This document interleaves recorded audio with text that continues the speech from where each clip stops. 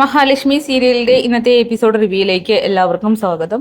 അങ്ങനെ കരുണയോട് മുത്തശ്ശിയും പ്രതാപനും പറയുന്നുണ്ട്, ആ കുഞ്ഞിന് എന്തെങ്കിലും സംഭവിച്ചിട്ടുണ്ടോ എന്നുള്ള കാര്യം അവിടെ ചെന്നാ അറിയാൻ പറ്റുമല്ലോ മോളെ.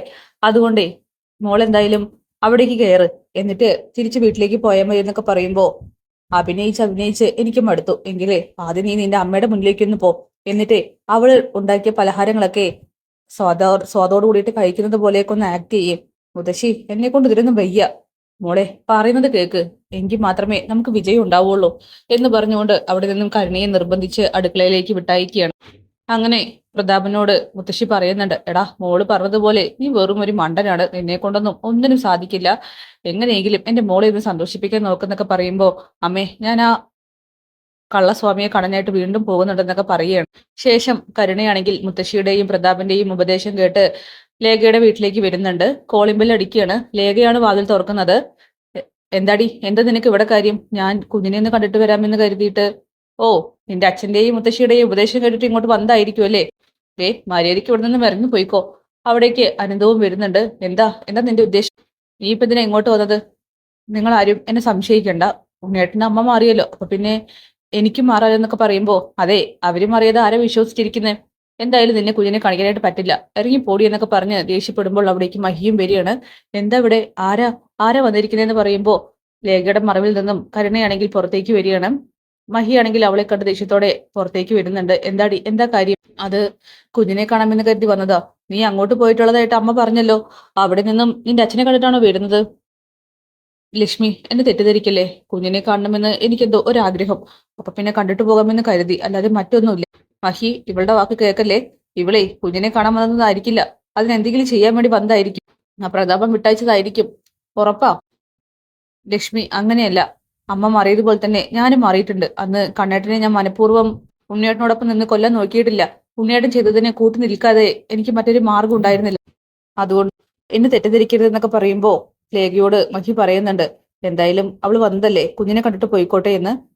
ഇതൊക്കെയാണ് മഹി നിന്റെയും കണ്ണേട്ടന്റെയും പ്രശ്നം. ആരെന്ത് പറഞ്ഞു വന്നാലും എത്ര ദുഷ്ടത ചെയ്തവരാണെങ്കിലും അവർക്ക് വാതിൽ തുറന്നു കൊടുക്കും. ഒരു കാര്യം ഓർത്തത് നല്ലതാ, നിന്നെയും നിന്റെ കുഞ്ഞിനെയും കൊല്ലാനായിട്ട് അവള് സ്റ്റെപ്പിന്റെ മുകളിൽ നിന്ന് തള്ളിയിട്ടതാ, അത് മറക്കണ്ട. ആ അവസ്ഥയാ നീ ഇത്തരം വേദനകൾ സഹിക്കേണ്ടി വന്നെന്നൊക്കെ പറയുമ്പോ മഹിയാണെങ്കിൽ സാരല്ല ലേഖയെ, ഒന്ന് കണ്ടിട്ട് പോയിക്കോട്ടെ എന്ന് പറഞ്ഞുകൊണ്ട് കരുണയെ അകത്തേക്ക് വിളിക്കുകയാണ്. അങ്ങനെ കുഞ്ഞിന്റെ റൂമിലേക്ക് കൊണ്ടുപോകുന്നുണ്ട്. എന്നിട്ട് കുഞ്ഞിനെ തൊട്ടിയിൽ വെച്ച് കാണിച്ചു കൊടുക്കുമ്പോൾ കരുണയാണെങ്കിൽ സന്തോഷം അഭിനയിച്ചുകൊണ്ട് കുഞ്ഞിനെ കാണുകയാണ്. ഈ സമയം കുഞ്ഞ് കണ്ണേട്ടനെ പോലെ തന്നെ ഉണ്ടെന്ന് ഇങ്ങനെ കരുണ പറയുമ്പോൾ അവിടേക്ക് ലേഖയാണെങ്കിൽ ദേഷ്യത്തോടെ വരികയാണ്. അങ്ങനെയൊന്നും ആയിരുന്നല്ലോ നിന്റെ അച്ഛനും മുത്തശ്ശിയൊക്കെ പറഞ്ഞത്. കുഞ്ഞിന് ഒരുപാട് അച്ഛന്മാരുണ്ടായിരുന്നു എന്നാണല്ലോ. എന്താടി അവരുടെ പേരൊന്നും ഇപ്പൊ നിന്റെ നാവിൽ വരുന്നില്ലേ എന്ന് ചോദിക്കുമ്പോ ലേഖയെ ചിന്തിന എന്നെ കാണുമ്പോൾ ഇങ്ങനെ ദേഷ്യപ്പെടുന്നത് ഞാൻ എന്ത് ചെയ്തിട്ടാ? ദേ, നീ ഒരിക്കലും മാറില്ല. നീയെ ആ വിഷവത്തിന്റെ മകളാണ്. അതുകൊണ്ട് നിന്റെ മാറ്റം ഒരിക്കലും ഞങ്ങൾക്ക് വിശ്വസിക്കാനും കഴിയില്ല. അപ്പൊ അമ്മ മാറിയത് വിശ്വസിച്ചതോ? അവര് മാറിയത് ഞങ്ങൾ വിശ്വസിച്ചിട്ടൊന്നുമില്ല. അങ്ങനെ മഹി പറയുന്നുണ്ട്, അമ്മ മാറിയത് വിശ്വസിക്കാൻ കാരണം അമ്മയുടെ ഭർത്താവാണ് കൊല്ലപ്പെട്ടത്. കൊല ചെയ്യപ്പെട്ടത് ആ പാവം മനുഷ്യനെയാണ്. അപ്പൊ പിന്നെ മാറാതെ എങ്ങനെ ഇരിക്കുക എന്നൊക്കെ മഹി ഇങ്ങനെ ചോദിക്കുന്നുണ്ട്. ഈ സമയം അനന്ത് പറയാണ്, അവന് കൂടപ്പിറപ്പുണ്ട്, പക്ഷെ എപ്പോഴും എന്തൊരാവശ്യം ഉണ്ടെങ്കിലും ഓടിയെത്തുന്നത് എന്റെ അടുത്തേക്കാ. അതുകൊണ്ട് ഒരു കാര്യം ഞാൻ നിന്നോടും നിന്റെ അച്ഛനോടും മുത്തശ്ശിയോടായിട്ട് പറയാം. ഇനി അവന്റെ കുടുംബത്തെ തൊട്ടു നോവിക്കാൻ നോക്കിയാൽ ഇതൊന്നും ആയിരിക്കില്ല അവസ്ഥ എന്നൊക്കെ പറഞ്ഞുകൊണ്ട് കരുണയെ ഭീഷണിപ്പെടുത്തുകയാണ്. അങ്ങനെ കരുണയാണെങ്കിൽ ഇതൊക്കെ കേട്ട് ആകെ വിഷമിച്ച് നിൽക്കുമ്പോ അവിടേക്ക് വീണ്ടും മഹി വന്നിട്ട് പറയുന്നുണ്ട്, അവളെ വിട്ടേക്ക്, അവൾ പോയിക്കോട്ടെ എന്ന്. അങ്ങനെ കരുണ പോവാൻ നിൽക്കുമ്പോ മുറ്റത്ത് ഒരു കാറ് വരികയാണ്. അതിൽ നിന്നും കണ്ണനാണെങ്കിൽ ഒരമ്മയുമായിട്ട് ഇറങ്ങുന്നുണ്ട്. അങ്ങനെ കണ്ണൻ കരുണയെ കാണുമ്പോൾ നീ എന്താ ഇവിടെ നിന്ന് ചോദിക്കുമ്പോ കുഞ്ഞിനെ കാണാൻ വേണ്ടി വന്നതാ. മഹി കുഞ്ഞിനെ എടുത്ത് കൈ കൊടുക്കാൻ നോക്കി, ഞാൻ സമ്മതിച്ചില്ല. ഇവളെ ആ കുഞ്ഞിനെ താഴേക്ക് ഇട്ട് എന്തെങ്കിലും ചെയ്താലോ? അങ്ങനെ കരുണം പറയുന്നുണ്ട്, കണ്ണേട്ട അങ്ങനെയൊന്നും ഞാൻ ഉദ്ദേശിച്ചിട്ടില്ല. അതൊക്കെ പോട്ടെ, ഈ അമ്മയുണ്ടല്ലോ കുഞ്ഞിനെ നോക്കാൻ വേണ്ടി വന്നതാ. രാവിലെ വന്ന് രാത്രി പോകും. കുഞ്ഞിനെ കുളിപ്പിക്കാൻ മറ്റൊക്കെ ചെറിയ ചെറിയ വീട്ടുജോലികളും ചെയ്യും. അങ്ങനെ അമ്മയെ മഹിക്ക് പരിചയപ്പെടുത്തി കൊടുക്കുകയാണ്. മഹിയാണെങ്കിൽ അമ്മയുമായിട്ട് അകത്തേക്ക് പോകുന്നുണ്ട്. ലേഖയാണെങ്കിൽ കരുണയെ അവിടെ നിന്നും ആട്ടി വിടുകയാണ്. ശേഷം കരുണയാണെങ്കിൽ പുറത്തേക്ക് ഇറങ്ങിയിട്ട് ചതിയോട് കൂടിയിട്ടൊന്നും ചിരിക്കുകയാണ്.